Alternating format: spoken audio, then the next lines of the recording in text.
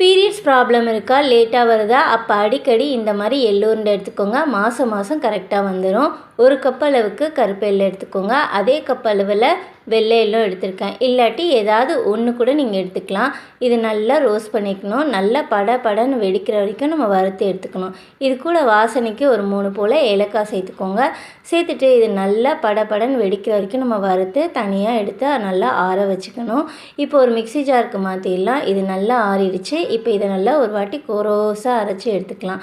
இந்த மாதிரி அரைச்சதுக்கப்புறம் ஸ்வீட்னஸ்க்கு நம்ம 2 கப் அளவுக்கு வெள்ளை எள்ளும் கருப்பு எள்ளும் எடுத்திருக்கோம். அந்த கப்புலேயே நம்ம 1 கப் அளவுக்கு வெல்லம் எடுத்துட்டா கரெக்டாக இருக்கும் இனிப்பு. கொஞ்சோண்டு உப்பு சேர்த்துட்டு இந்த மாதிரி அரைச்சி எடுத்துக்கணும். அவ்வளோதான். இப்போ நம்ம ஒரு பிளேட்டுக்கு மாற்றிட்டு நல்லா கை வச்சு பிசைஞ்சிக்கிட்டு இப்போ குட்டி குட்டியாக உருண்டை பிடிச்சிக்க வேண்டியதான். எல்லாத்தையும் உருண்டை பிடிச்சிக்கோங்க. இந்த மாதிரி நல்லா டைட்டாக பிடிச்சிங்கனாலே நல்லா ஒன்று கூட விரிசல் விடாது. இதே மாதிரி எல்லாத்தையும் பிடிச்சி எடுத்துக்கோங்க. காலையில் ஒரு உருண்டை, சாயங்காலம் ஒரு உருண்டை சாப்பிட்டாலே போதும். ரெகுலராக ஆகிடும் பீரியடு. கண்டிப்பாக ட்ரை பண்ணி பாருங்கள். வீடியோ பிடிச்சா லைக் பண்ணிக்கோங்க, சப்ஸ்கிரைப் பண்ணிக்கோங்க.